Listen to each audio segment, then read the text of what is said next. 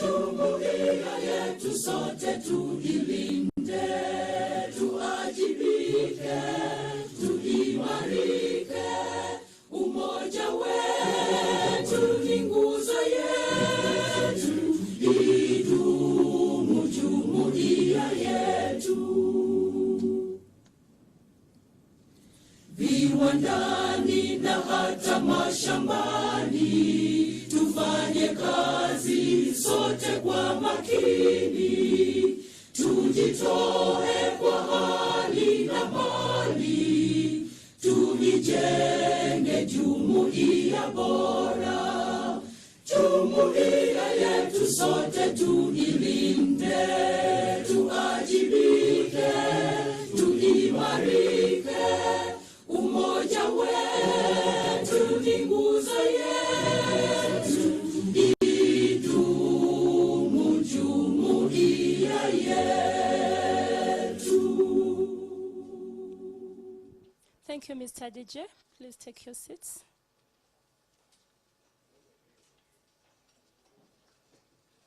Good morning once again, dear ladies and gentlemen. My name is Grace Nambogo, and I work here as the Public Relations Officer at the Directorate of Industrial Training.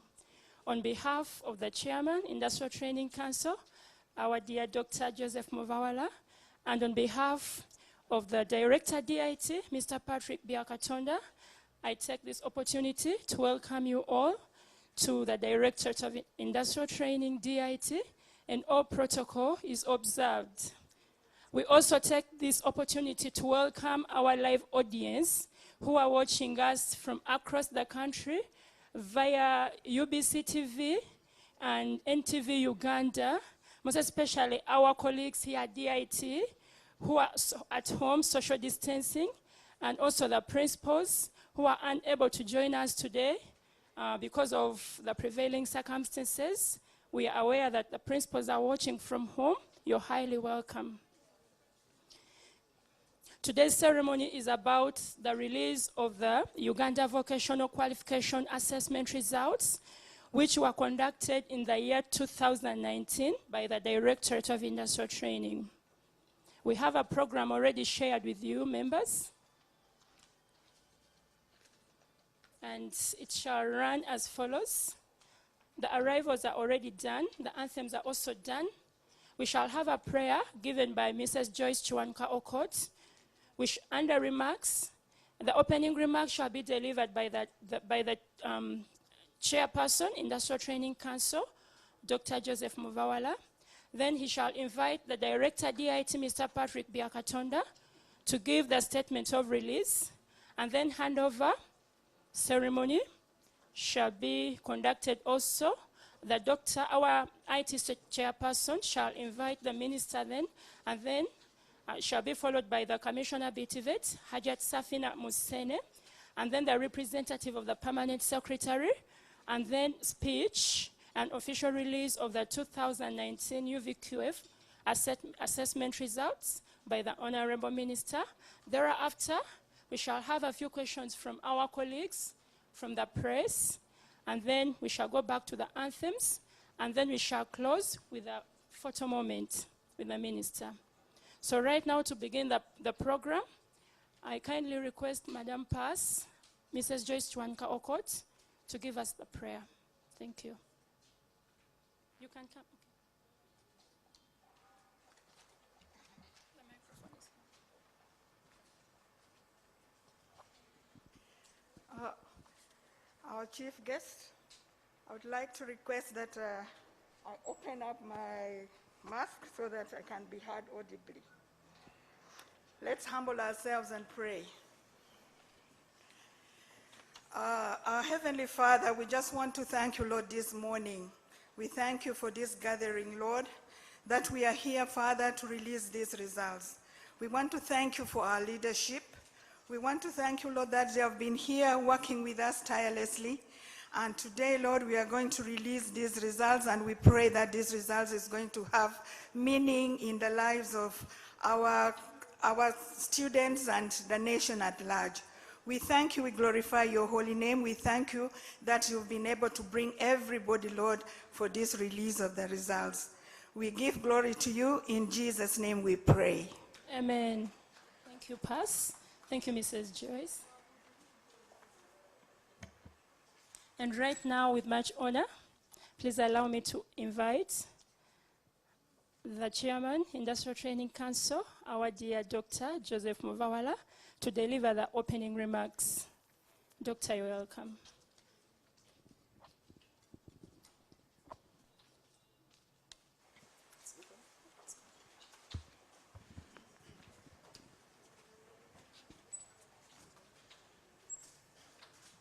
The chief guest, let me seek your indulgence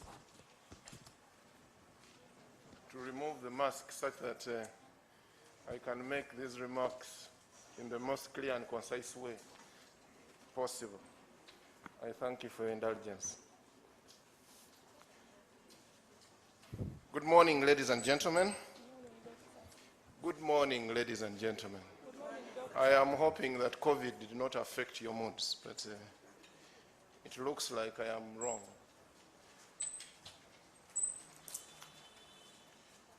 The Honorable Minister of State for Higher Education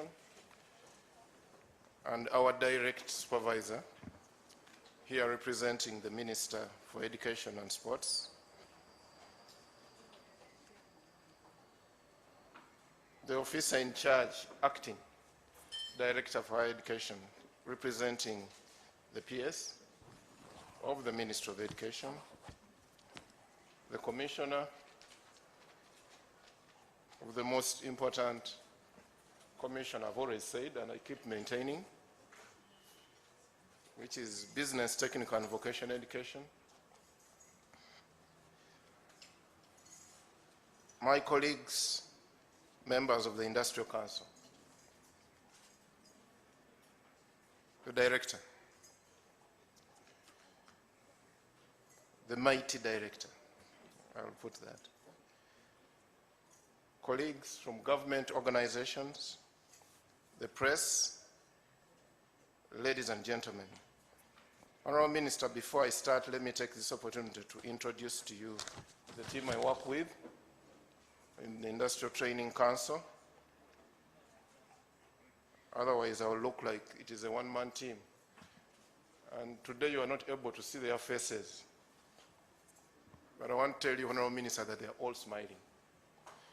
This is the first time I'm seeing the Industrial Training Council. Everybody here smiling. Am I wrong? Members of the council. Am I wrong? Yeah? I want to start with Mr. Mark Morrow. Mr. Mark Morrow, when I'm away, he takes charge of the Industrial Training Council. He's also the chairman of the Committee of Finance and Administration and Welfare. And Honorable Minister, as you see, the welfare around this place has greatly, greatly improved. We want to thank you and the director and staff. I want to introduce Mr. Ndemere Adrian. Honorable Minister, he represents the private providers of technical education in this country and is the chairperson for the Assessment and Standards Committee. Without appearing to reduce the importance of the person who takes over every time I'm away, without him, ITC does not exist. What we are doing today in assessment and standards is the core of this institution. I want to thank you, Mr. Morrow. I want to introduce your own, Mr. Sempala Patrick. If the minister does not recognize you, then there's something wrong. Mr. Sempala Patrick is a friend of mine, and we worked too long in the Ministry of Education when I had no gray hair, sir. And he represents you on this ITC. I want to introduce to you Mrs. Joyce Kwesiga, and she represents NUTU. And she's a very calming influence of the ITC. Every time we are losing our heads, very calm. When you look at her, you have to calm down. So we want to thank you. I want to introduce to you Mr. Ruima Ronald. Mr. Rima Ronald is one of the brightest people I've worked with, and he represents the National Union for Persons with Disability. Honorable Minister, I joined this group just last week. I was sneezing, and all of a sudden, my discs gave way. I became disabled for a whole month. I've just started walking again. So when we talk about this, we should know that we are all candidates, and we are anytime. Mr. Rima has been very influential in ensuring that we don't forget the people with disabilities on this ITC. And I hope Mr. Rima will also plan for me. I've joined completely. I have to be supported to stand. And I want to introduce Mr. Sengendo. Where is Mr. Sengendo? Uganda Manufacturers Association. But he's a very special. And recently I had to visit his company. Is it Mayondo? Honorable Minister, we don't have to import furniture anymore in this country. In these problems I've been visiting, and I have gone to Mayondo, yesterday I was in Erimu, even in the sickness, to see whether we are ready to replace and to levy the highest taxes that there can ever be on an imported chair. Honorable Minister, we are ready to. I can assure you. These people are operating at less than 30% capacity. But we continue to import chairs, even the one you are seated in, sir. And I hope that as a government, we will take serious action to ensure that we get this right. Ladies and gentlemen, Honorable Minister, allow me to denote that this is not just another routine release, but rather another breakthrough to socio-economic transformation of our motherland, Uganda. Today, we are releasing Occupational Competence-Based Assessment, OCBA, results for candidates across 4 economic sectors of the Ugandan economy. Honorable Minister, if you may, this time I've written this speech as an economist. The intention was to show Uganda that this institution is an economic instrument for this country. And the sectors we are dealing with today, Honorable Minister, is agriculture, is construction, is manufacturing, hospitality, and tourism. Honorable Minister, when people look at skills, they forget that they are the most sufficient condition you need to achieve social economic transformation. Honorable Minister, among the categories of candidates assessed and certified were students from vocational schools, institutes and colleges for skills acquired during the attachments for training, industrial training, trainees from the Uganda Government Prisons Skills Training Center, so that they can start and lead new lives with inherent dignity and value as human beings.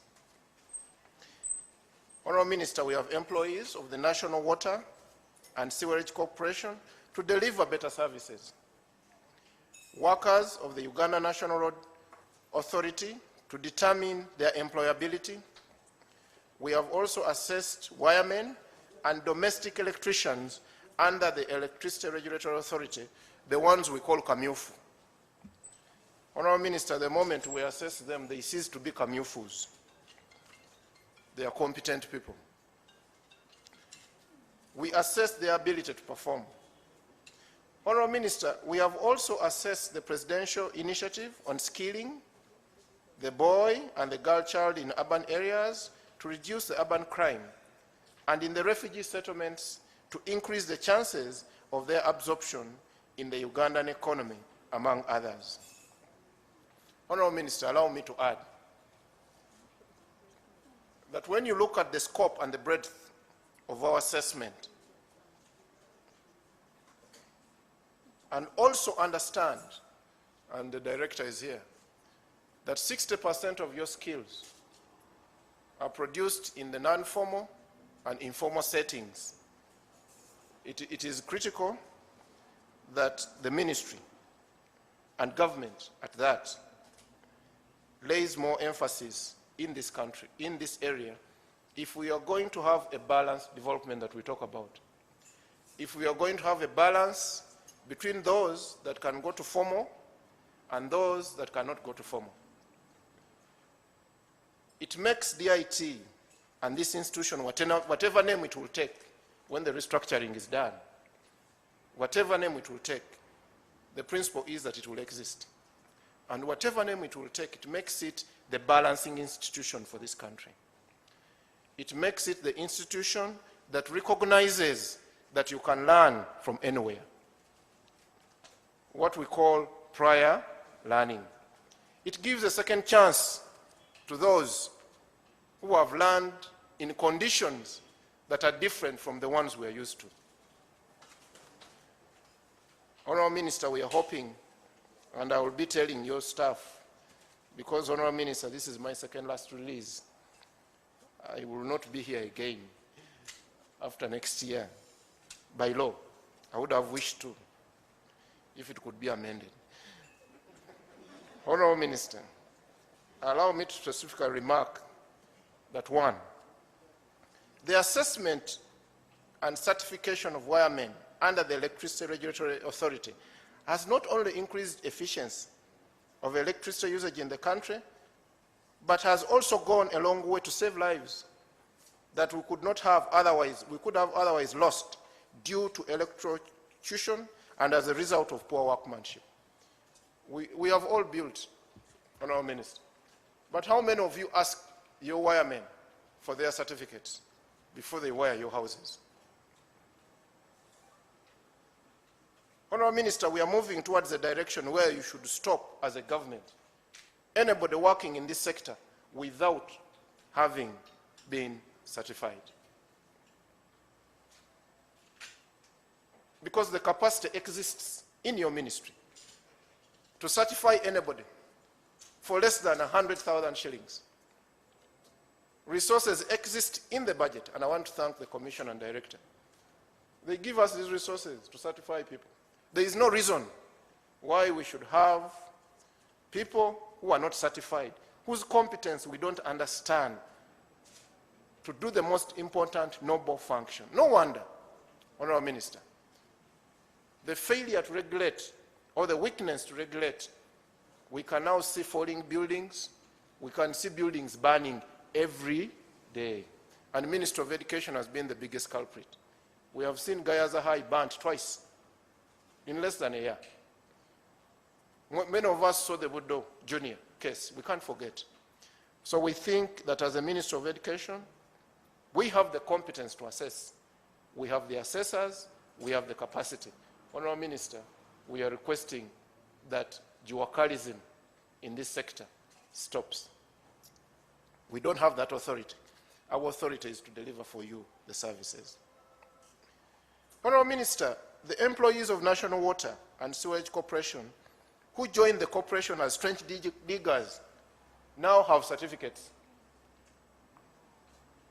And I want to challenge one of you. Bring the students from a technical institute who have done welding and take them in National Water and ask them to weld that pipe when water is moving. If they ever weld it, I will stand down as chairperson of ITC with immediate effect. What does it say? That for you to enter the world of work, it does not matter where you study. Even in the trenches of National Water and Sewerage Corporation, you are in a school. And what has happened to these people, Honourable Minister? We have evidence, and I have directed the team that you must always follow the people we certify, because that is the only reason we can defend to the ministry that we still need resources. It's not enough for us to say we certify. Honourable Minister, we must show you value. And for us, our value is simple. Walk into National Water, ask the people we have certified, Ask them where they are permanently employed now. Yes, they are. Ask them where they earn more. Yes, they are. Ask them whether they are more dignified. Yes, they are. Ask them whether they are living a better life. Yes, they are. So what we are seeing is a movement in the right direction. And Honourable Minister, we can improve. As you noticed, last year I was not speaking with this kind of energy. This year I am very, very confident that my team will not let you down. I also recall that we had a private conversation with you. I want to assure you, sir, that there is order in this institution right now. There is order in this institution. And it is always good to thank people when they still live. We have had some fights with my director, but those fights have been very fruitful. He is doing an excellent job in this place. And as I finish this speech, Honourable Minister, I will be telling you that we need to quickly think about the structure of this institution. It is within the speech, and I'll talk about it when we get there. Now, there is something that has been disturbing the country. The employment certified workers by the Uganda National Roads Authority have reduced wreckage of expensive machinery and equipment used on road construction. Honourable Minister, you recall that Cabinet approved that we buy tools for every district. And indeed, we bought them. Every district has a grader. But these graders are breaking down because they are being manned by people who are not competent. Honourable Minister, we are requesting. We have the ability. The graders exist. For us, we assess you where you are. Let there be a directive that we assess all people who are manning government instruments, particularly in the districts. The graders, it was close to $400 million of a loan. So for us to get value out of this, Honourable Minister, I am proposing, sir, that we get a directive and some minimal resources. It's only 50, is it 50,000? How much is it? 70. Only 70,000, sir. And we assess these people because we have the budget for the assessors, don't we? We want to assess, but when we go, these guys just run away. So, sir, we'd like to see us helping you improve the efficiency of use of these machines so that they achieve the longest life that they can have. I can assure you, Honourable Minister, that 3 years ago, many of our Ugandan colleagues could not work on roads because they had no certification. I can also assure you, Honourable Minister, that the maintenance program of government for roads, gravel roads, depends on the operator of the grader. No other person. That one person knows the level of the road, is going to grade it for you, and there is a big difference between a competent grader operator and a juakali. Government is losing a lot of money. So we are ready, sir, to be deployed, and we are ready to go. Now, the certification of officers from UPDF, and many of them have had increments in their salaries. My appeal to our partners now, I have already appealed to you, sir. ERA, UNRA, National Water, among others. It's not enough for us to certify wiremen.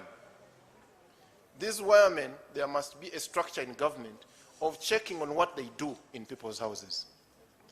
It is important that ERA thinks about this. It's also not enough for us to certify people who do grading. There must be standards that they use to operate. Honourable Minister, let me now return to the assessment itself. The candidates were assessed for competencies in full occupation level 1. And I am going to ask the director that this time as you release these results, let Ugandans understand what a full competence level 1 is. It's not my job. I'm a policy person. And I will not attempt to, because I might mess up your work. So as you release these results, let Ugandans know the competence these people have. If you have released 100, what competence are they? That is the most important thing if we are going to deliver what we deliver. And this level, sir, recognizes basic knowledge and skills and the ability to apply learning with guidance or supervision. Honorable Minister, you know that when we advertise, we say we want people who work with minimum supervision. When we give you that level, it means you have to be supervised. We have also assessed people for level 2, which recognizes the ability to gain good knowledge and understanding of the subject area of work and perform varied tasks with some guidance, This statement is with you. I hope everybody will read it to see the detail of this. Then we also have level 3, which recognizes the ability to gain, where relevant, apply a range of knowledge, skills, and understanding. And then we have level 4, which recognizes specialists. So when the director is presenting the levels, you should be akin to what kind of people we are. I think last year was one of the highlights of my term. I was very excited when I saw PhDs being leveled at 2. Meaning that you have all the knowledge in this world, but for God's sake, you don't have the competence to weld. In other words, respect the welder. Who puts on paper, who puts in practice your knowledge that you draw?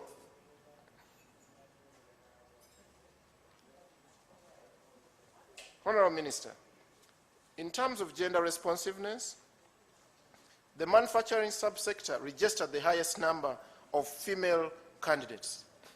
And I hope my director will explain what manufacturing subsector is.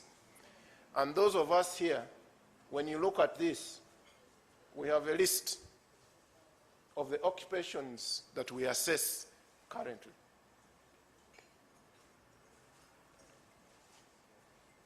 Honorable Minister, the results to be released today have details on candidates with special needs and shall be detailed in the statement that my director will raise to you. Honorable Minister, I have also stated that the quality of any assessment has a strong and positive correlationship, if not causation, with the quality of the assessors. The moment we get wrong assessors, the moment we assess wrongly, we are giving you butwa, poison. So, Honorable Minister, as you assess us and director, always look at the competence of our assessors. The moment those are right, our certificates are right. I want to assure you that we have done an audit of these, and the committee chair is here, and we are going to continue improving because that is going to be the quality mark of DIT, or whatever name the institution will attain when the restructuring is done. And for that kind, I also want to call on the director and team to ensure that we don't compromise on the quality of our assessments. If I was to write an economic function for you, assessment is the sufficient, assessment and qualification are the sufficient condition for any workforce in a country. And I can write as many functions for you as you may wish. But please don't ask me to weld, because I will have no competence. Honorable Minister, in line with the BTVET Act, as the current law is in force, the Directorate of Industrial Training has moved a step toward developing the requisite statutory instruments under Section 18, subsection D, paragraph 1, 2, 3, 4, page 12 of that Act. The intention of this to prescribe the statutory instrument is we want a statutory instrument for assessment and certification. And we hope that the drafts of these statutory instruments that have been developed will be submitted to the ministry for review. I hope so. Good. These instruments will now detail what happens in assessment, what are the levels of assessment, what are the quality of assessors, so that you can read and check what is happening. The other one is on accreditation and inspection of assessment centers. And then promotion of competence-based business technical training. And the last one is apprenticeship training. Honourable Minister, allow me to divert a little bit from the speech. We have been assessing, but there has been a very serious problem. I also know that you're a member of parliament, and you know that the most recent crisis we had in the country was the crisis of closing Crane Bank. And the central bank was being asked, yes, you closed the central bank. Where are the guidelines you used to close? Most of the officers had guidelines in their heads. They had never sat down to write down these guidelines and make them public. An instrument makes the assessment guidelines and all other guidelines a public document. Mr. Director, what you have now is not a public document. If somebody took us to court, he would win a case against us.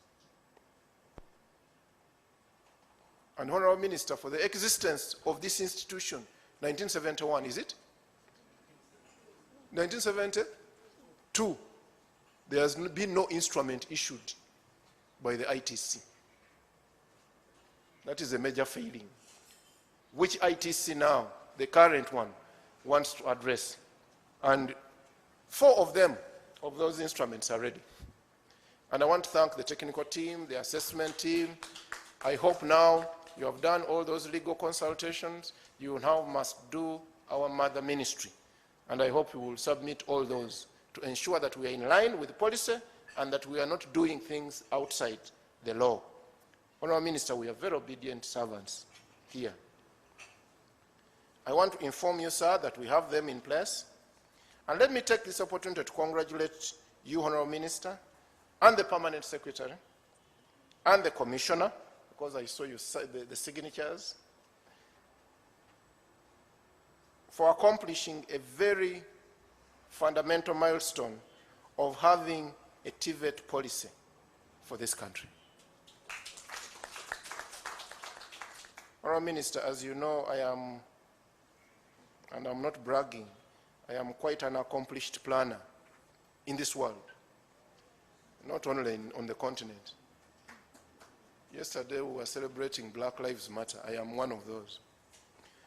But Honourable Minister, the tragedy in this country is that we always run to make laws without having policies. And we learned this from the people who give us money. When the World Bank gives you money, the first thing they want to do is protect their money. So they quickly ask you to do a procurement and disposal act. And then you have a procurement and disposal act for 10 years without a procurement policy. Then along the way, you get COVID. And the procurement act of the World Bank cannot procure COVID. Yet the policy should have specified extenuating circumstances that would allow you to apply special procurement methods. That's why it is critical, sir. And I want to congratulate you again that this policy is in place. We want to thank you for a job well done. Honourable Minister, I have read and appreciated, and we are in support of the reforms contained in the 3 documents, but I've come forth with the following highlights, particularly on the implementation standards. We want to thank you when you read page 27, and we are very proud as the ITC now that we feature prominently in the standards, which is a critical. ITC, I think we need to clap for the minister. I can tell you, sir, I chaired very uncomfortable ITC meetings when word came out that DIT will be no more. It was very uncomforting. But when this document came out, sir, I want to thank you again, because last year I made the same statement. Now I am thanking you, sir. And in my culture, we clap in an organized way, not this one. To the minister, we want to thank you, on behalf of this country. And thank you again every day. This institution called DIT is a critical institution for the development of this country. We contend that it should be kept. We can change its form. We can change its management. But never should this country ever think of not having it. Because you'll have problems of even having the same level of standards in East Africa. So we are so excited in this release that this has happened. We know, Honourable Minister, that the Directorate of Industrial Training shall then be the checkpoint of all knowledge and skills in the country, implying that all persons will be required by default to be assessed by the Directorate of Industrial before entering the world of. We do not want you, DIT, in things that do not concern you. Yeah? The ITC has been very clear. That has been the source of problems. When I see people saying there is what? You call it what? You people use technical words. There is a what? Between UBTEP and it can never be. The policy is now very clear. You are above that. Don't go there. Leave other people do their work and wait for you to assess for the world of. And I hope that the director will work with us to remove all the excess fat we have been doing to other people, such as these people, concentrate on their work. World of work. That way we will not have problems in this country. I shudder when I hear people saying you are conflicting with them. Why should you conflict? For you are the gate man. We should be waiting. People have been trained, have been examined in UBTEP. We check their level of competence. It's not a one-to-one that when you have a UBTEP certificate of a diploma, you are competent too. No. We could check and find you are one. And that way, Honourable Minister, will be giving you feedback that the technical institutions are not bringing out people of the relevant competence that we need. Because a diploma should ideally be level what? Level 4. Yeah, but when we test you, in real work, and we find that you are level 1, that is the best monitoring structure, Honourable Minister, you can ever have. And commission, and then you will be able to have a system that works. I don't want to diverge too much. My humble request to you, Honourable Minister, is that for the good of this country, the restructuring of this directorate should be expedited in line with the policy, given that it is in existence and it is for establishment like other structures aforementioned. Please note that this restructuring process is also in line with the NRM manifesto on page 43. It was required that we would restructure DIT to align it with its role of checking people who are going to the world of work. And sir, I have been having an acting director for how many years? For the time I have been the chairperson of the ITC. I have had an acting director. And that is worrisome. We have a competent director seated here, Honourable Minister. And even if this institution changes, you will still have a director. And Honourable Minister, I also have people here who have worked for years. They are not yet on the government payroll. And yet the structures exist in the old structure. I am proposing, sir, that we do our work and submit to you people who are now fit to be interviewed for positions, Director, Madam, to fit these positions, because it is going to have a rip-off effect to the institution. And very soon you will have a succession problem. I'm glad that now I have 2 directors. We want this institution to grow organically. And sir, I hope that when I make this submission, it's not in my competence, but we will do it and submit it to the authorities. We will be supported to have You know, when you act, you are still acting. You could easily go back to your old position. Even when you use that car, director's car, you sit on the side. You are not yet firm. When I see Vyakatonda seated in the car, Honorable Minister, I see him on the side. I say, oh, Jesus, 3 years acting. So, Honorable Minister, when we read the TVET standards and guidelines, they are silent on the governing body for the new DIT. So as we do the principles, this institution, not that we should have a governing body which is above the ITC, the council, but any institution in a country should always have governance.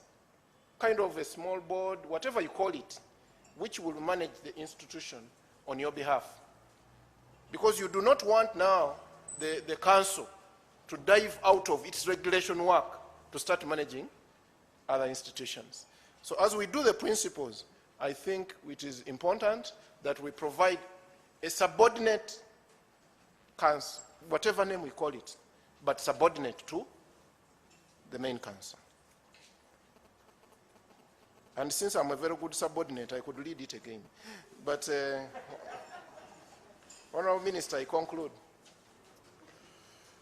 and take this opportunity to further thank you, thank your permanent secretary, and thank your directors for the continued technical and financial support rendered to the institution and the Directorate of Training. At this point, I want to thank our development partners, not here with us, but including PSFU, Enabel, Quaker, KFW, JICA, GIZ, our other partners are UNRWA, they are also our development partners. Please, you mention them. The parents who pay are our partners. The people who take our assessment, we want to thank them for accepting to take our assessment.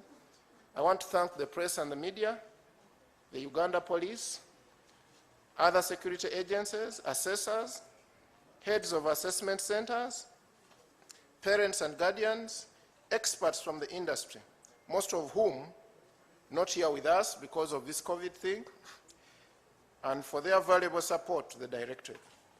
I want to thank the Director most sincerely for a job well done. I would like to particularly thank the Director for putting down the storm in DIT. Honorable Minister, as we discussed, you told me about this. I want to thank him. Today, everybody who has been here notices that everybody is going about their work and everybody is contributing. The moment I see a director giving orders in public, I begin to understand there is a problem. I did not see him give any orders. The moment you don't see respect and hierarchy in an institution, you begin to see a problem. I do not see that anymore in this institution. I do not have, as an ITC, to handle small squabbles. I have not seen these people serve for the last 3 months. I have not seen you for the last 3 months. I used to call them every day to my office. I have not seen them. They are going about their work, and they are going about their work efficiently and effectively. When I see a team, I see a motivated team. Let me take this opportunity to thank the Chairperson of Finance and Administration and Welfare for being fair to everybody in this institution. I don't think we have anybody who is complaining about contracts. That was the order of the day. Giving people contracts of 6 months and putting them on the tenterhooks as if they are not human beings. You work for 1 month and you start beginning, where am I going next? So we have cleaned up all that. You will not hear that. I am hoping that next year when if the law has not changed, when the new chair comes, he will become more strategic than myself. I had to involve myself in a few things I didn't like. Director, thank you for listening, and thank you for doing what we ask you to do. I now want, before I call the Director, to thank you again, Honorable Minister, for always listening to us. At one time, we seemed like we were stubborn clients. you could always see a letter from the chairman, ITC. We were doing this for the good of this country, and we thank you for listening. Commissioner Bitivet very soon was going to get tired of me, and we thank you for listening. Commissioner Bitivet very soon was going to get tired of me. So now again you have done this. People, what is happening? I only wanted to protect an institution that is very unique and can never be merged with any other. That is all, Honorable Minister. I also want to thank God that I have ever worked for the Ministry of Education. And I don't think many economists in this world can speak about skills the way I speak about skills. They are not there. I am the only one. Because I take time to understand the people I'm working for. That's what the planners should be. Planners should not be seated threatening you with a budget. They should understand your work and guide you in delivering your work. I want to end by saying, it is a choice. We can choose not to plan and plan to fail. May God bless you, Honorable Minister. I am hoping with this timetable that has come out, we will see you again, sir. I am confident we will, because I also do my research in Luwere a lot. I don't think anybody can dare. We are waiting for you, sir, to come back, and we will be here to serve you, and to serve you graciously and with a smile. May God bless you. Can we clap for the minister? Can we also clap for the staff for a job well done? Can we clap for our ministry officials? Clap for the ITC. And how about clapping for me? Bless you. Can I take this opportunity to invite the director? I call him the mighty director. If you disturb him, he will go through your wall. Can you please come and present these results? And I have taken a lot of time, sir, because this is my day, and it is the last time I'm speaking this long. I thank you, sir. Thank you very much.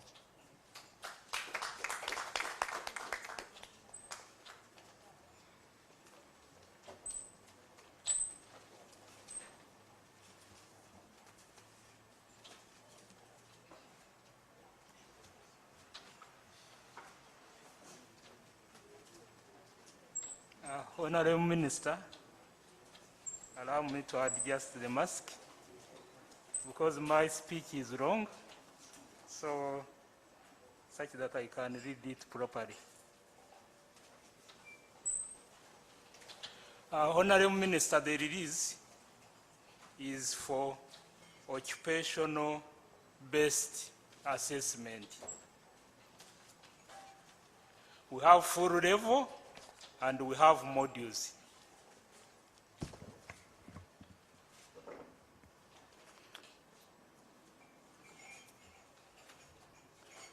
Honorable Minister, as Chair requested me to elaborate, what is occupational? Occupational is a job. And what we do in DIT, it is occupational-based assessment. In other words, we can't give you, we give a certificate in a specific, you are a cook, that is an occupation. So within the cook, you can be at level 1, that is, it is a full occupation. Level 1 means you work under maximum supervision. Level 2, minimal supervision. At level 3, you are a supervisor. At level 4, you are a master craftsman, beginning. Then level 5, as you enter the max, what we call the master craftsman, goes on increasing the level. So you are a cook. That is the occupation, the job. You can be a cook when you have never gone to school. You have run informally. You can be a cook when you have finished from the institutions. You have done hotel and institution catering, but the one who makes you a cook is DIT. That is the difference. when you see our occupations, that is, you are either a cook, you are a farmer, a fish farmer. That is what we give. You can be a fish farmer when you have never gone to school. So for us, we make you a profession. Honorable Minister, even yesterday, the Minister of Agriculture, Honorable Sempija, visited us, and he appreciated. He heard what was traveling, what was disturbing his head, that how can he make farmers professionals? They can be made professionals from Directorate of Industrial Training with levels of competence. So, Honorable, occupational-based assessment. Level 1, level 2, those are full levels. Then we have the modules. That is what we are going to release. Allow me to go through the protocol. The First Lady and Honorable Minister of Education and Sports, who is represented by Minister of State for Higher Education, the Permanent Secretary, represented by the current Director, Director HTVET, who has been the supervisor of me for a long time. So when you see what I'm doing, whether good or bad, it is her indirectly who is doing the job. As yesterday I was telling the viewers of UBC TV, in mathematics, thank you for bringing the program where selected teachers, the good teachers, they come and teach on UBC TV and on radio. So one of my students or team was the one splitting numbers, mathematics A level. So indirectly, when you see when they are teaching mathematics, I'm the one teaching mathematics. Commissioner Bitvet, I have not forgotten you. The chairman and the members of the Industrial Training Council, directors and commissioners, staff of DIT, please, I have my deputy, the deputies, Dr. Kumu, he's the host for this function. Then we have Madam Muchara, he's the one who makes the curriculum to summarize for the world of work. We call them assessment and training packages. I have also Madam Joyce Chwankokot, who is heading the finance and admin. So the entire organization is her in charge. We have the public relations officer, and some of our staff, they are outside. Those who are inside, please, can you stand up? We have also the assistant.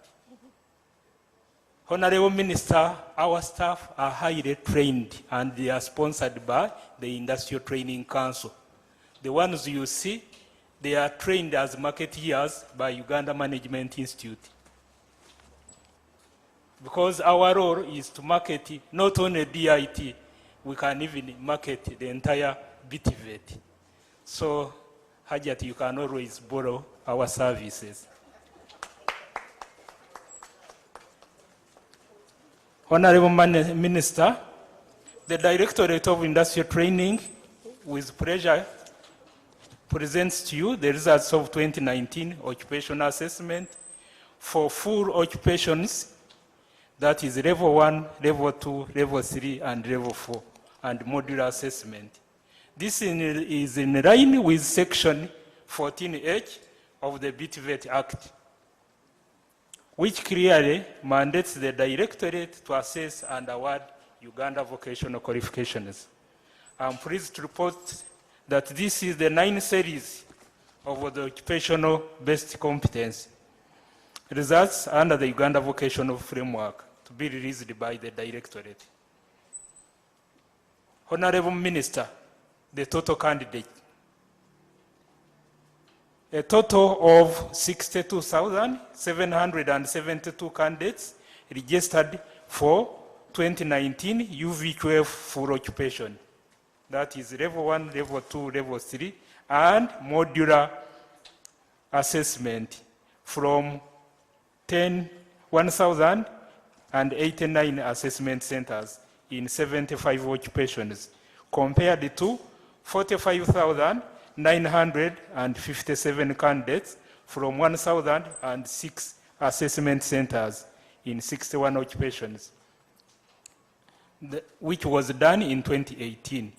This represents a percentage increase of 36.6% of the number of candidates registered. Then we have also 8.3% of the number of centers and 23% of the number of occupations. Honorable Minister, a total of 43,473, that is 69.3%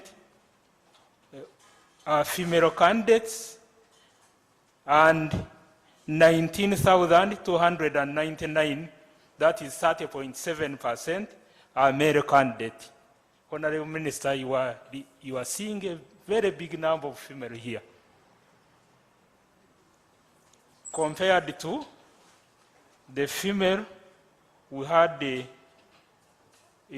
last year we had 27,285, and then the male we had 18,672. Who were registered as shown in the table. The table summarizes, it shows you the number of female, the number of male, and then the percentages. And also it compares with 2018. Honorable Minister, candidates with special needs. A total of 169 candidates with special needs were registered from some of the following centers. We have Mbare Secondary and Vocational for the deaf. Honorable Minister, I think the First Lady needs to know that institution. They sang for her during Women's Day. But that institution is assessed by DIT. Then we have Uganda Society for the Deaf, Uganda National Association of the Blind, a FATA vocational training school. It is for the deaf and dumb. Uganda National Association for the Deaf in Mukono. Of those 133, that is 78.7% candidates, were female, and 36.3 were male, as shown in the table below. Honorable Minister, candidates registered from secondary schools. Honorable Minister, to clarify, here we are not going to give them a UNEB certificate. We just assess them for their competence for the world of work. And they get level 1, such that when they are entering the industry, they should be under maximum supervision. In other words, they should not, you know, the employers, they have equipment. For instance, tailoring, we have industrial machinery, which is used for tailoring. So somebody can easily destroy an equipment which is costly if you don't know his or her level. So this is what we are doing with secondary school. A total of 1,094 candidates were registered from 26 secondary schools.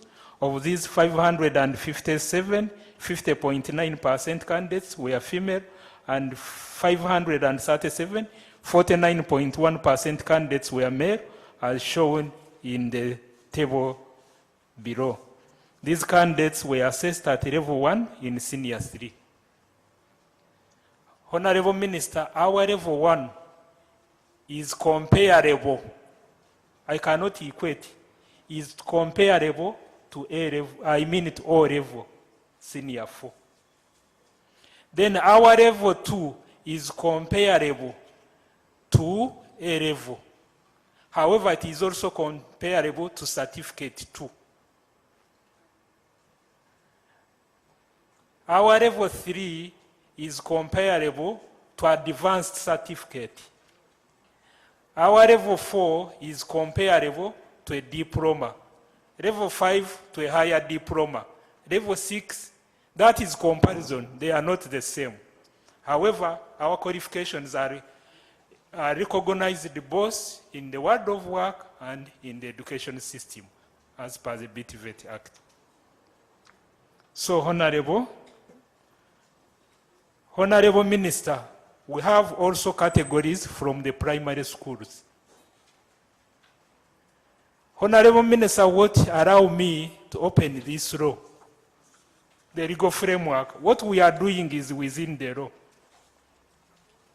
When you go to BTVET Act, Section 4, it says the principles and concept of the BTVET Act. Part D, the skills are acquired. It says to recognize skills that are both formally and non-formally acquired. So if you have acquired the skills and they are not recognized, then it is illegal. This is by the Act of Parliament. So we have to recognize those skills from primary, from secondary, from as long as they are skills, they have to be recognized. A total of 729 candidates were registered from a primary school, one. It is called the Mbara Municipal Primary School. Of these, 387, that is 53% candidates were female, and 342, 47% candidates were male. What you need to recognize, Honorable Minister, this is a UPE school, and we don't charge UPE. So for any UPE or USE, you have skills, you just inform us, we come and assess, we don't charge you. But what is also important, in this primary school, the head teacher and the teachers, they sat for the same assessment as their pupils. And Honorable Minister, for us, our assessment, there is no cheating. It is hands on the machine. Otherwise, maybe the children would have been attempted to cheat from the headmaster if he's sitting for the same assessment. However, it is practical, it is hands on the machine, as we have seen some of the scripts on our screen. Honorable Minister, I have the number of assessment centers which were registered by levels. We have occupational level and we have modular. I have already explained occupational, that is level 1, level 2, level 3. Modules is a component within an occupation. A full occupation, you are a cook. However, within the cook, you can just only know African cuisine, Ruombo. Then that is a what? A module.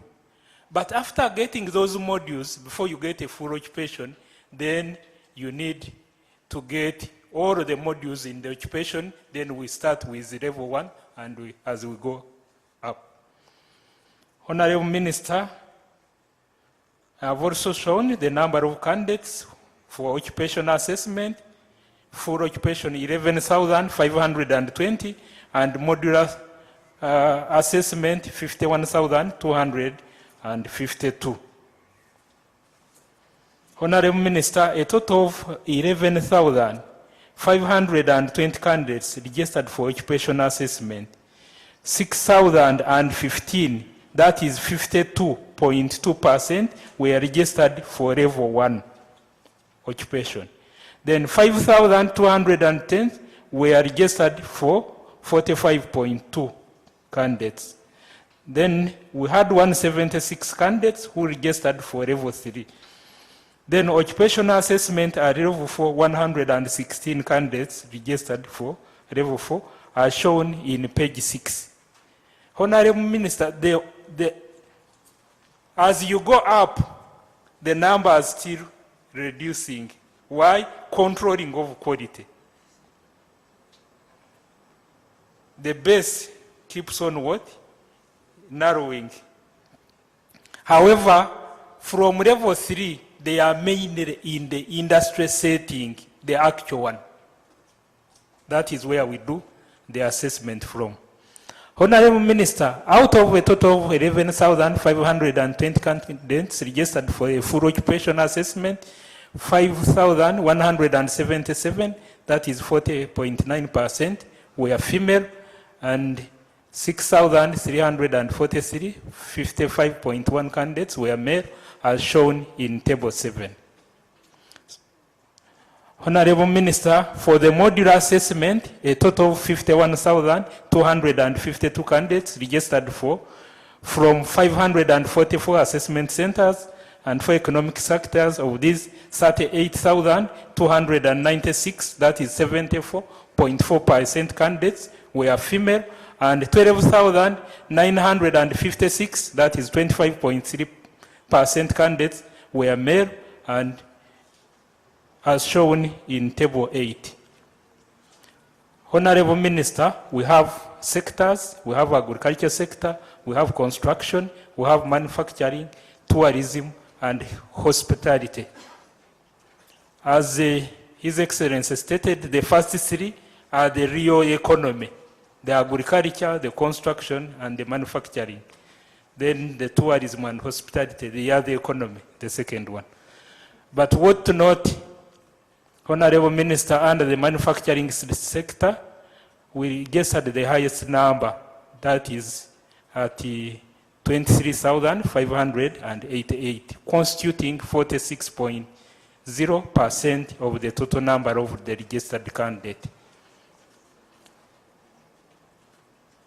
Honorable Minister, in the construction sector, we registered the highest numbers of male. That is where we have the majority of the male under construction, which is 5,480, as shown in Table 9. Honorable Minister, what you need to note for the manufacturing, actually DIT is good even for the training institution, because we are a member of Uganda Manufacturers Association. We signed a memorandum of understanding. And the chairman has already shown you a council member who is in that respect. But we are also a member of Uganda Manufacturers Association.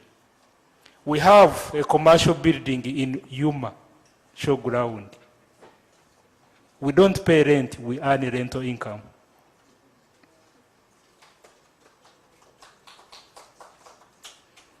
Honorable Minister, performance. Let me start with full occupation. Honorable Minister, the number of successful candidates were 9,992. That is 87.1%, compared to 8,934 who were successful in 2018. The refer were 202, that is 1.7%. Unsuccessful 724, 6.1%, and absent 602, that is 5.1%. Compared to last year, in terms of, there was an increase by 729 candidates. However, there is a percentage reduction of 6.2 in performance as compared to 2018. Honorable Minister, the other one is for full occupation. Then we go to levels, level 1, level 2, level 3. How did they perform? In level 1, 5,143, that is 85.5%, performed, were successful, compared to 4,414, which that year, 2018, it was 91.7%. Then the refer were 81, 1.3%. The unsuccessful were 434, that is 7.2%. The absent were 357, that is 6%. In terms of performance for level 2, there was an increase in number. However, there was a percentage reduction. There was a percentage reduction as shown above. Honorable Minister, in terms of performance, level 2 full occupation is also given. 4,605, 88.4% candidates were successful. 101.9% candidates were referred. Then we had 285 candidates were unsuccessful. Then we had 220, they were absent. Compared to 2018, there was an increase in number of candidature and also improvement in the pass rate by numbers. However, by percentage, there was a reduction by 8%. Honorable Minister, for level 3, for occupation, we had 151 candidates and 84.4% were successful. None refers, 5 unsuccessful, and 23 absent. When you compare with 2018, the number of successful candidates increased by 115, but the percentage performance reduced by 8% as shown in table 13. Level 4. Honorable Minister, level 4, this is our first time to assess at level 4, so there is nothing to compare with. In terms of level 4, full occupation assessment, 93, that is 80.2% candidates were successful.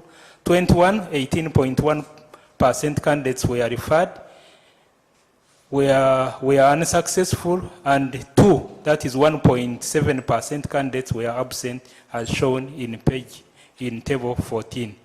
In terms of performance of these candidates in secondary schools, also in particular, 991, that is 90.6 candidates were successful. 1, that is 0.1 candidates were referred. 59, that is 5.4% candidates were unsuccessful. And 43, that is 3.9 candidates were absent, as shown in table 15. Honorable Minister, modular assessment. In terms of performance for modular assessment, 47,414, that is 90.5% candidates were successful. 639, 1.3% candidates were unsuccessful. And 3,199, 6.2% candidates were absent, as shown in table 16. Honorable Minister, the coordination reports revealed that these candidates who were absent completed the training and joined the world of work without attaching importance to assessment. The statistics also show that the percentage of absenteeism has decreased. When you compare 7.4% who was absent in 2018 to 6.2% who were absent in 2019. Honorable Minister, out of the total of 48,053 candidates assessed for the modular assessment, 47,414, 98.7% candidates were successful, and 631, 1.3% candidates were unsuccessful. So overall performance by gender is also indicated in table 17. Honorable Minister, allow me to report on the assessment of candidates with special needs. A total of 116 candidates with special needs were registered from the various assessment centers. Out of these ones, 133, that is 78.7%, were female and 39 were male. Out of those ones, 160, that is 94.6, were successful. 1.8% candidates were unsuccessful, and 3.6 candidates were absent, as shown in table 18. In terms of performance of candidates in primary school, 710, that is 97.4% candidates were successful. 0.2% candidates were unsuccessful, and 2.4% candidates were absent, as shown in table 19. Honorable Minister, we also assessed inmates in Ruzira prison, a total of 96 inmates, female 18, male 78 were assessed from Uganda Government Prisons Skills Training Center to Ruzira. We also, Honorable Minister, we assessed candidates in Karamoja sub-region, that is 649, the female 325, the male and 324. We are mentioning this one for equitable access. So those ones were from the district of Bim, Kotido, Moroto, Nakapiripirit, and Napak. Honorable Minister, the non-formal training program was conducted in 4 regions comprising of 94 districts in the country, and the regions Central 19 districts, Eastern 25 districts, Northern 25 districts, and Western 25 districts. Honorable Minister, achievements. What have we achieved? Number 1, the Directorate over the years registered an increase in number of candidates for occupational competency-based assessment for the world of work. That is 17,057 candidates in 2016, 22,526 candidates in 2017, 45,957 candidates in 2018, and now 62,772 candidates in 2019. As you see, the increment is geometric. Honorable Minister, the number of female candidates has increased from 27,285 in 2018 to 43,473 candidates in 2019, which is 61% increment. Honorable Minister, the Directorate has also registered the increase in number of assessment centers for occupational competency-based assessment. The accredited center now stands at 2,166 for both full occupational assessment center and modular assessment center, as a result of your directive last year, where you cautioned training providers to desist from issuing their own certificates, which is contrary to what I read from the BTVET Act. We are witnessing increasing number of candidates who registered for assessment. And Honorable Minister, DIT can accredit institutions or companies for assessment. So that's why we have the numbers are increasing. Honorable Minister, the Directorate has also registered an increase in number of occupations in which candidates are being assessed. This is attributed to the flexibility in assessment as provided in the BTVET Act.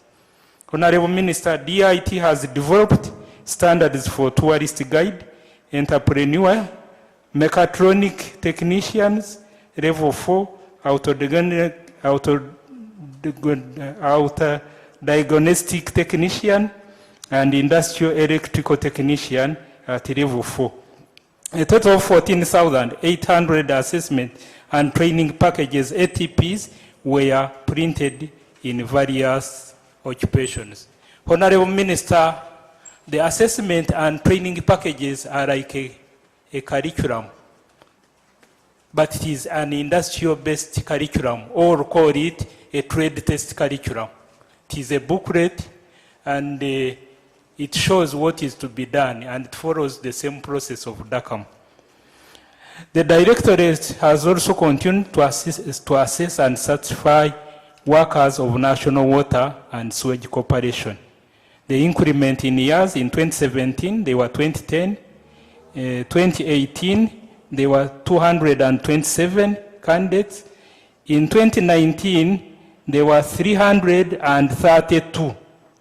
For the first time, this is the biggest number from National Water, but also the female, they used it to be small, but here the female has increased up to 78. Honorable Minister, we thank my chairman for Federation of Uganda employers. DIT is a platinum member of Federation of Uganda Employers, and our chairman is Dr. Engineer Silva Mugisha, who is the chairman of UBTEP. So he's also our biggest customer in this area of assessment. However, what you should also note, these people already have degrees, they have diplomas, they have masters, especially for customer service advisor. They already have masters, but they come for that package to improve the performance of the organization. And we developed a package together with them for that one. We have also developed another package for sewage technician, and we shall be submitting it to PS for your endorsement.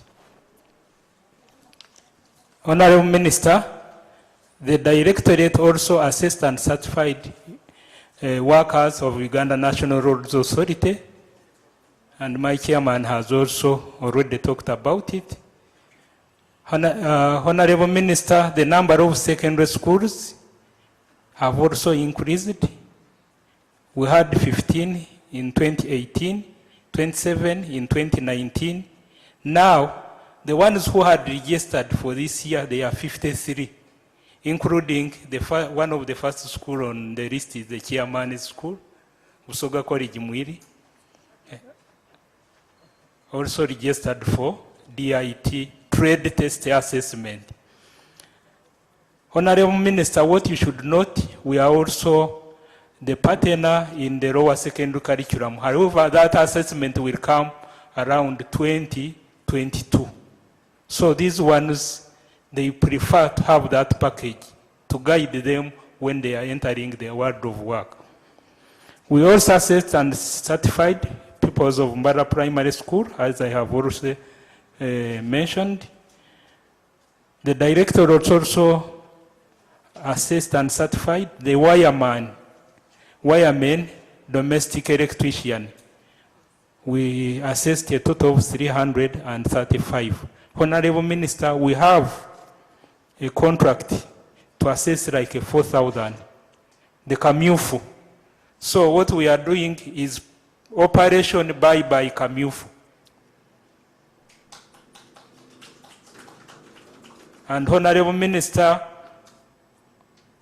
once we assess them, then they go to Electricity Regulatory Authority. Automatically they get a wireman's certificate, which allows them to wire.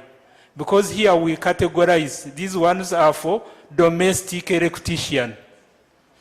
And please, if you are a domestic electrician, don't wire for industrial. There is also industrial electrician. Honorable Minister, the Director assessed the candidates in level 4 for the first time, as I have already said. The Director also assessed and is continuing to assess the candidates under the presidential initiative on skilling the boy and girl child in urban areas to reduce urban crime. A total of 8,601. The male are 892. The female, 7,709 candidates were assessed and certified by DIT. Honorable Minister, this is what His Excellency talks about and what is referred to as the Nachobe group. So this group is assessed by the Directorate of Industrial Training. However, we don't charge them the ministry assessment fee. The ministry pays us. So we thank you, Honorable Minister, for supporting us. The Directorate assessed and certified and will continue candidates under Skills Development Fund, SDF, and in the sectors of construction, manufacturing, and agriculture. This one is under the private sector. I am also pleased to report that out of the 1,197 registered assessors, 984 assessors have been validated and classified in their respective levels of competence. And we have over 2,500 new applicants. Honorable Minister, the Directorate conducted 3 labor market scan in Jinja, Mbarara, and West Nile regions to establish economic activities and occupations worth developing in standards. This enables DIT to develop demand-driven assessment and training packages. Honorable Minister, the Directorate continue to conduct assessment in refugee settlement of Rwamwanja and Chaka in Kamwenje, Nyakivara in Isingiro, Nyumanz and Ayiro in Ajuman, Reno Camp in Arua, Yoyo in Yumbe, Panyador in Kiriandongo. The host also benefit from this skills training program. The total of 1,646 were assessed under refugee program. The female were 651 and the male 995. Refugees are attracted, Honorable Minister, to this occupational-based assessment because they are assessed in Swahili or their languages. The languages of the refugees are dialects of the Ugandan languages. When you go to West Nile, those refugees, they speak a language similar to West Nile. You go to Western, they speak a similar language. You go to Kasese area, they speak almost the same language. So it is easier because the DIT will assess, we can assess you in any language of your choice. Honorable Minister, the Directorate developed its own information system, ICT. We have experts here. It was cheaper for us, and we can now register online. We shall continue developing this area together. We use UNEB. UNEB has the best. So we are working hand in hand to see that they train our staff here. The Directorate the Directorate was awarded the certificate of being the best visionary, business, technical, vocational education and training, quality assurance education body for the year 2019. Honorable Minister, when you see the attachment, those certificates are attached for evidence. I know you need evidence, so everything is attached. Even we were recognized by Uganda Revenue Authority. It is also attached in 2018 because these people we are assessing, when they go for employment, they contribute towards the tax and development. So we are recognized. Even the membership, UMA, Uganda Small Scale Industries, Federation of Employers, all the evidence is attached on my speech. Honorable Minister, the Directorate also emerged as the winner of Education and Sports Sector Gala in 2019. So we are the champion. We don't know whether this year it will be held. Honorable Minister, finally, all transcripts and certificates have been printed and they are ready. Honorable Minister, the challenges. Honorable Minister, the one is inadequate funding.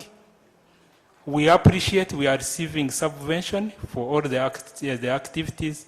However, the cost of conducting competency-based assessment is still high, so which we request for more funding. There is limited materials for assessment on the side of assessment centers. There is also inadequate tools and equipment during assessment. COVID-19 has also come as a challenge. It has affected the formal and informal sectors.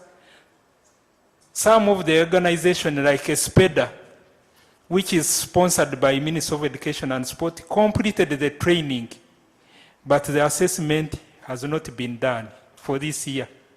So when we are through, maybe we shall present them. Honorable Minister, allow me to mention, because many people, the ones who are viewing us, they don't know our fee for the candidates. What do they pay? For modules, you pay 70,000. That is the assessment fee. If you have 2 modules, 90,000. So for the workers' pass, 150,000. Maybe what is the workers' pass? The workers' pass is workers practically acquired skill. It is a booklet. It recognizes skills which are acquired. You acquire a skill when you are working. So you don't need to go back to school. We certify you and then we give you a workers' pass. So that is the cost. Then at level 2, 80,000, and level 3, 100,000. Level 2, 100,000. Level 3, 150,000. Then level 4 is also 250,000. Honorable Minister, we have had good collaborations with the private sector, especially the Skills Development Fund and Madamu Viyinzika. We have Electricity Regulatory Authority, Federation of Uganda Employers, where engineer is our chairperson, Uganda Manufacturers Association, where Madam Murwana is our chairperson, Uganda Small Scale Industries Association, Uzia, Katwe Small Scale Industries, Kasida, National Water and Sewage Corporation, Uganda National Road Authority, UNRA, Kampala Capital City Authority, KCCA, Uganda Association of Private Vocational Institutions, UGAPRIV, and TechnoServe Business Solution for Poverty, MasterCard, and MasterCard Foundation. Honorable Minister, allow me to give acknowledgement. Let me express my gratitude to you and the entire Ministry of Education and Sports for the continued support rendered to the Directorate, particularly for funding our activities, and also for policy issues and policy guidance. We appreciate the leadership and the role of Industrial Training Council. We have also a Minister of Gender and Labor representative. I think maybe Chairman had forgotten her. The Directorate is very grateful to Enabel, which was formerly BTC. It is supporting DIT. We are also grateful to COICA, HWK, JICA, TechnoServe, National Water, UNRA, Harvest Foundation, Palm Corps, COFAD, UZIA, and GIZ for supporting the development of training and assessment standards. We thank all our assessors for the service rendered to this country. I also thank the staff of the Directorate for the work well done. Thank you very much. But very important, I thank the staff of Uganda Vocational. The principal is here, Shiring. Maybe he has moved out. We thank you for the good cooperation. Honorable Minister, the Directorate appreciates support from the Uganda Police and other security agencies in the conduct of assessment. The Directorate thanks the press and the media for the support in skills development awareness. Please continue to make people aware of what happens in skills development. In conclusion, I congratulate the candidates and the centers. I encourage the candidates to continue upgrading their skills competency up to the highest level of competency within their occupation. Finally, Honorable Minister, the Directorate is committed to continue conducting skills occupational competency-based assessment and certification for the world of work in the BTVET subsector as mandated in the BTVET Act of 2008. Results and all certificates are already for correction immediately you finish the release. We shall always work together as we continue promoting employable skills. Let me take this honor, Honorable. I want to hand over the results to the chairman, who will then hand over to you. Honorable, we have so many books here, they are 10 in numbers. Because if I say 62,000, that is a big number. We are picking some to hand them over to the chairman, who will hand it over to you.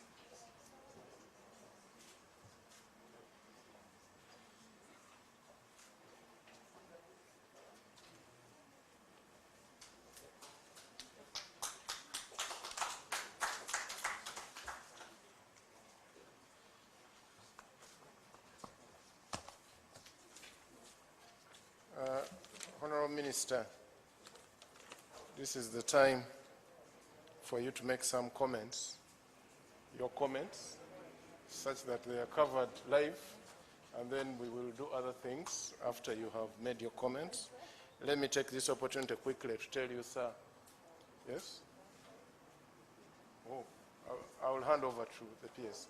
Okay, let me take this opportunity quickly to tell you, sir, we do not, I think this institution can make its own money.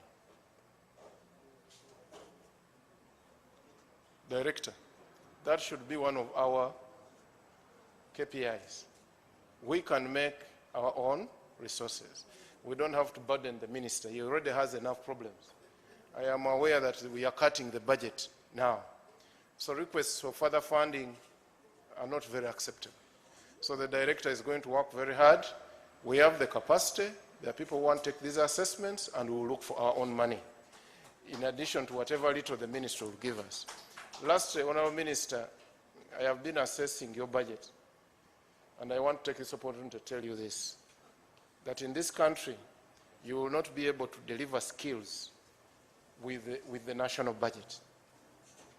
It is practically impossible. The kind of resources we need to deliver BTVET they are too high. So we want to request you, Honourable Minister, to think about the levy which is in the law. Kenya has done it. Every time you sleep in Kenya, in a hotel, you pay percentage. No wonder they have better hoteliers than ourselves. When you go to Tanzania, people are paying a tax for the skill that government invests in. And lastly, let me introduce my member, Madina Friday, from Gender. They didn't give me the name then. So I thank you for coming. And then Ms. Namwanje Veronica from Uganda Small Scale Industries Association. P.S., can you quickly come in and invite the minister?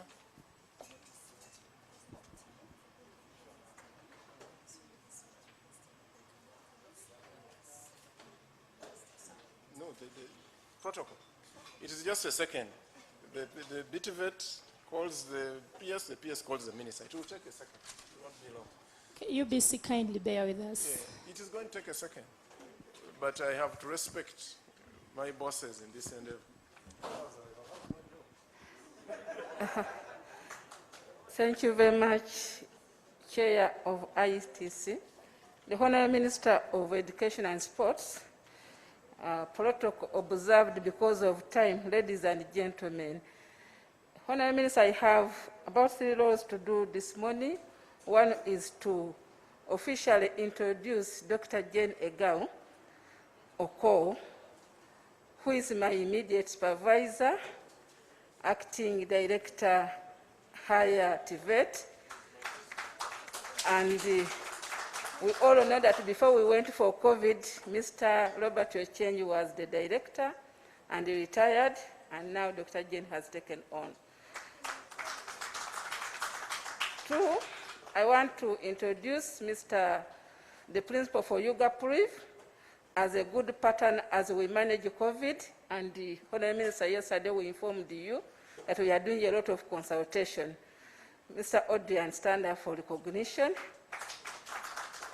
And of course, Honorable Minister, Mr. Sempala has been introduced as your representative in this council. Honorable Minister, second, I want to congratulate the chair and the director. I've seen a lot of achievement that we cannot again repeat. Congratulations, and as a department, a subsector, we are very happy with everything you are doing. Last, Honorable Minister, I want to say that yes, we are on the right track as far as skills development is concerned. We have a policy. However, due to COVID-19, we got some challenges that we have not performed as we expected. But again, as a subsector, we are appreciating COVID-19 that has challenged us and is making TVET to shine. Whatever we are seeing right now, and if we want the economy of the country to go forward, it is only TVET with the key for this. We have a lot of innovation that we have to put in place to manage what is there currently now. And because of that, and in relation to what the director said, for SPEDA and other people who are ready for assessment, as soon as we reopen, Honorable Minister, we have put in place plans to do the assessment. As soon as we reopen, which we are waiting for your direction, I thought that I needed to inform the public that we shall do the assessment for all people who have acquired skills formally and non-formally by DIT, and the director is just ready to do that, inshallah. Honorable Minister, with those few remarks, I have just used the 2 minutes of the time. Allow me to invite my director, who is representing the Permanent Secretary, to make her remarks. Thank you very much.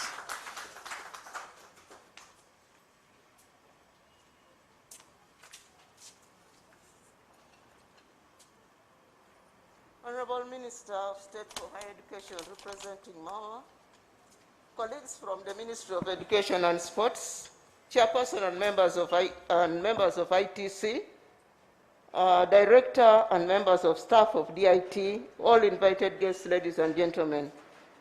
Honorable Minister, on behalf of the peers, allow me join the Commission and the management of this institution in welcoming you to the release of the assessment results for DIT this year. This is a very unique institution, as has already been said, and Honorable Minister, it occupies a very special position. This institution occupies a very special position in the demography of educational institutions in our country. It is the only institution of its kind where we assess non-formal training and is recognized by government, and therefore it has that special position. What makes it even more unique is the focus that it has in the role of defining the occupational standards and skills for the world of work, and the skills assessment for non-formal education training institutions. So you can get a skill even when you have not gone to school. This is unique, and many people did not know about this until the recent times, and therefore we really need to support this institution. So I was very happy when I heard the chair say that even when you have a degree and a PhD, you can come to this institution and your skills are assessed. And that also makes it even more unique. So because of that degree of inclusiveness, the BTVET subsectors gained strategic prominence for its potential to accommodate both formal and informal training for employment of our people. The subsector has therefore emerged as a very suitable alternative career path for the large number of Ugandan youth that we have in and out of school. I always tell parents, investment in TVET is investment in wealth. And when you invest there, you know that there is lifetime savings and lifetime income. I want to, Honorable Minister, applaud DIT for the strong partnerships that it has built with the private sector and the players in the world of work. Congratulations, DIT. We will all remember that for some time in the past, the BTVET subsector training attracted public criticism for being detached from the realities of the world of work. Now, because of the strong partnerships and collaboration with employers, the trend is changing. What we see now, Honorable Minister, the fruits of the 10-year Skilling Uganda strategic plan that was put in place some time back, which emphasized partnerships, inclusiveness, and ensuring that every Ugandan can access quality skills training.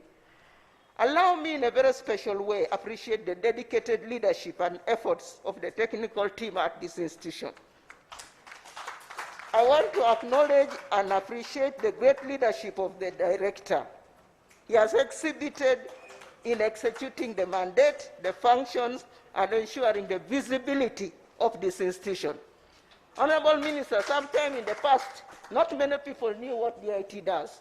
And I can now see a lot of people beginning to understand, and that explains even the numbers and why they are increasing. So leadership plays a critical role in making an institution what it is.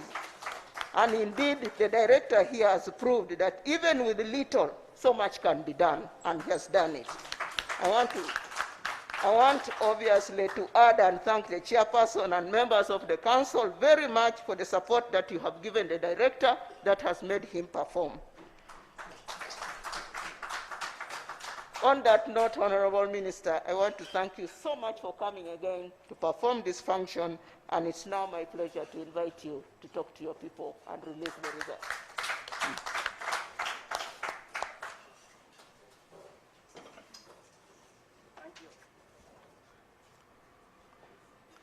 Thank you very much, Director and Acting PS. Owekitiibwa ennyo Katikkiro wa Busoga,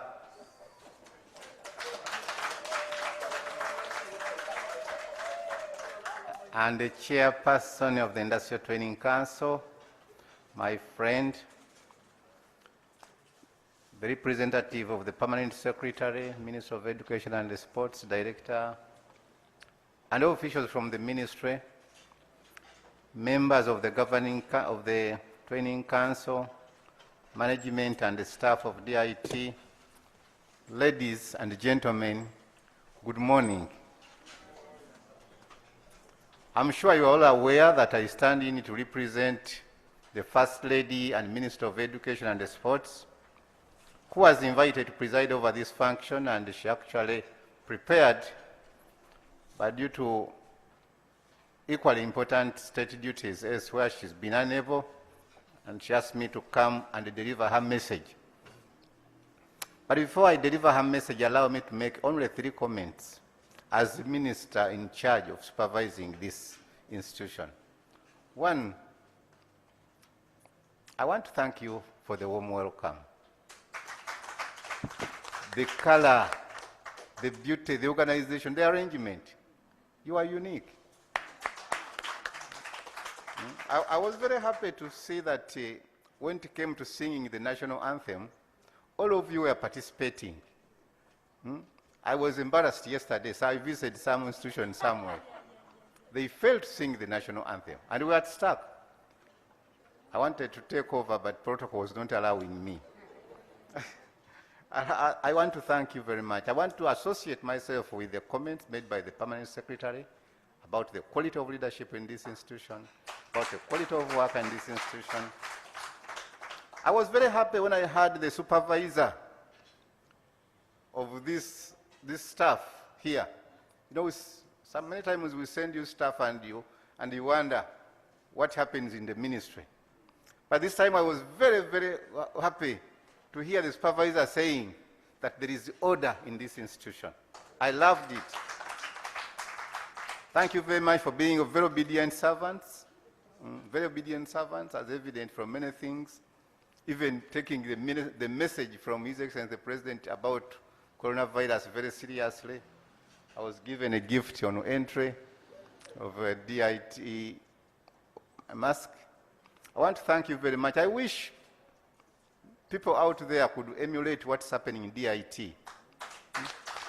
Even putting on a mask has become a problem. Why? This is for your good. I'm sorry I'm not taking off this because this is the directive. And you have no option. Once the president says do that, that's law. I also feel very uncomfortable, but that's the law. I want to thank DIT very much for that. I want to make an assurance just to that nobody is going to threaten your existence. You stay. As the permanent secretary said, you are a special position, you have special status in the arrangements of the ministry. So don't get worried by what you hear, what you read on the Facebook. Oh, this is Rugambo. You are here to stay. I want to agree with the chairperson of the council that here we need to be serious. Why do we keep somebody acting for years? If he's not capable, throw him out.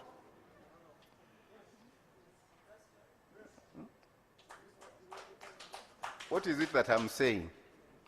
I'm directing the permanent secretary, Minister of Education and Sports, to make sure that within the shortest time possible, you do away with all those officers who are not performing, instead of keeping them in acting capacity for years and years. And they confirm. Like I can see, Yakatonda, from what I've heard and what I've seen. I'm not campaigning for you. But I think you have got my point. You are here to stay. Time has run out, I'm told. Mama's message. She sends very warm and prayerful greetings to all of you. And she's saying it's a great pleasure for her to officiate at this function, where you'll be releasing the 9th series of Directorate of Industrial Training, Occupational and Modular Assessment results for the period of October, November, and December 2019. On behalf of the Ministry of Education and Sports, and on my own behalf, I wish to convey my profound gratitude to the Chairperson and members of the Industrial Training Council for their continued guidance to the Directorate and the tireless efforts towards this achievement. Chairperson, congratulations and appreciation from Mama. Last year, I urged DIT to explore more avenues for encouraging Ugandans to embrace skills assessment and certification.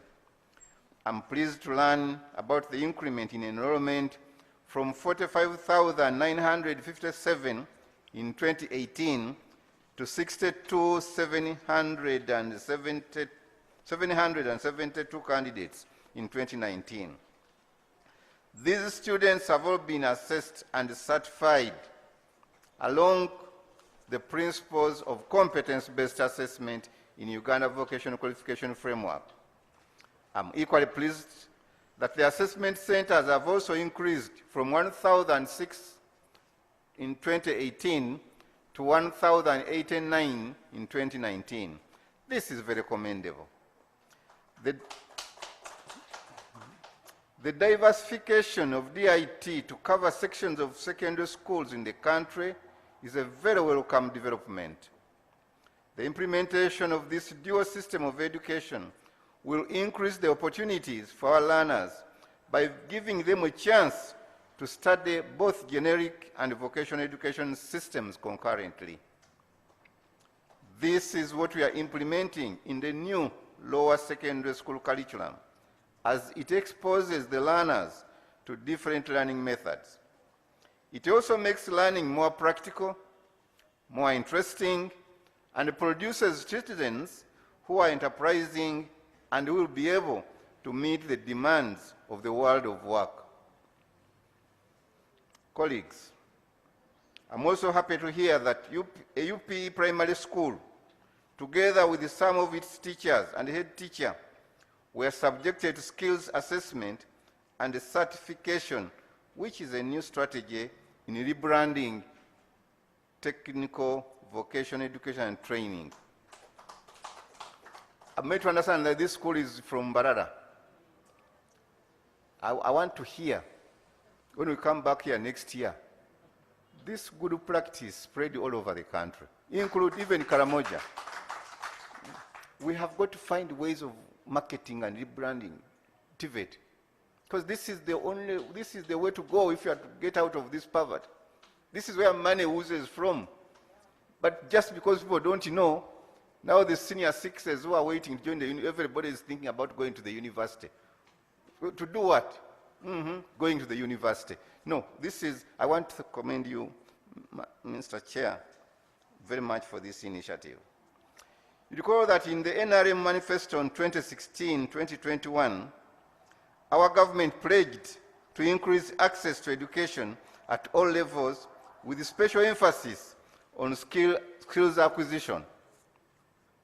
We continue as government to pursue this pledge by supporting skilling initiatives like the presidential initiative on skilling the girl and boy child respectively, government-aided non-formal skills training program under my ministry, and 3, the skills development facility under private sector foundation in Uganda. I'm very pleased to learn that all these categories are assessed and certified by DIT. And DIT are doing already good work. I'm also happy that some others are among the candidates whose results we are releasing today. I continue, as your minister, to urge Ugandans, especially the youth, to utilize the available skilling opportunities put in place by government to acquire relevant, marketable skills that suit the dynamic world which we live in today. I want us to persuade, motivate, encourage the young people to utilize the available opportunities to skill themselves. Why? That's where the jobs are. The youth will be very dangerous if they're not employed. The jobs are there. 2, as the director took us through, there is that progression. You start with almost nothing. You can end up being a PhD doctor in case you are interested. She was taking us through, you can start with level 1, level 2, level 3, and all these can push you up to a PhD equivalent. In the past, you would say that, but now the system has been streamlined. You are able to get there. There's that progression. 3, this is where government has decided to put money. Just without even including this skilling program. This is where government is putting money.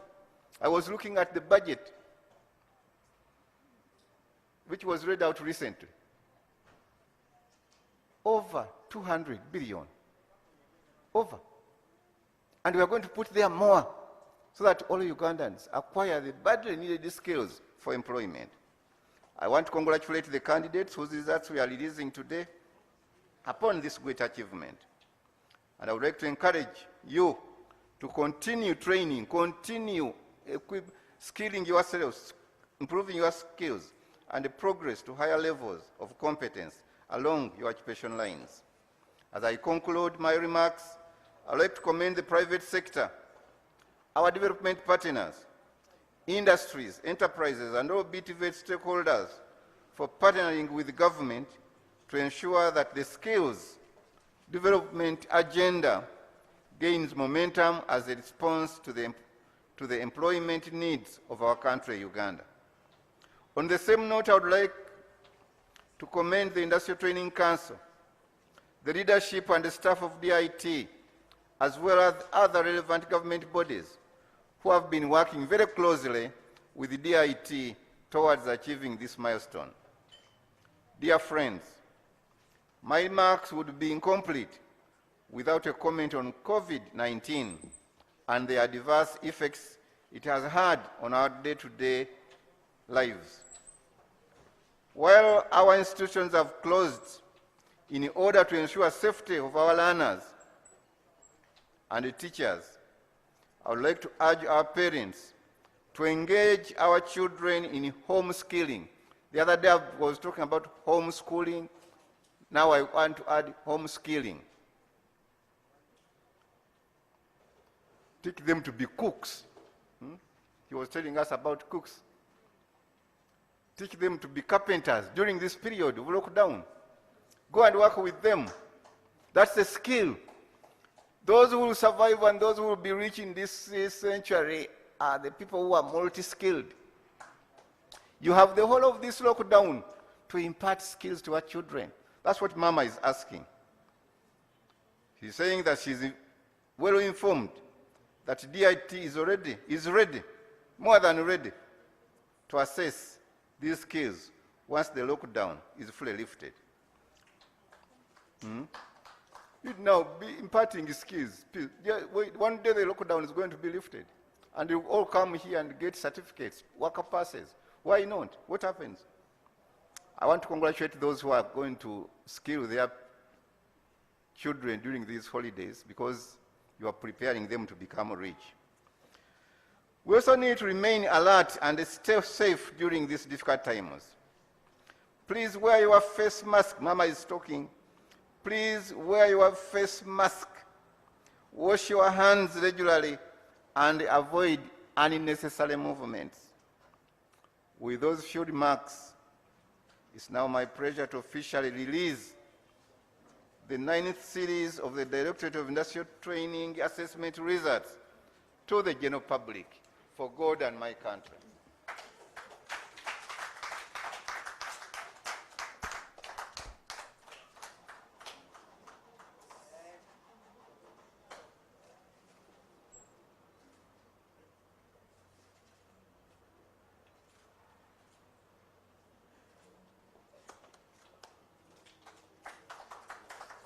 Thank you very much, and may God bless you. Hey, by the way, I didn't congratulate the chairperson. You kept saying that he's ready. You see how energetic he has become. He's even fit for something more than just what he was talking about. But chairperson, on a serious note, congratulations for being the first chairperson to participate in this scientific release. There will never be any other.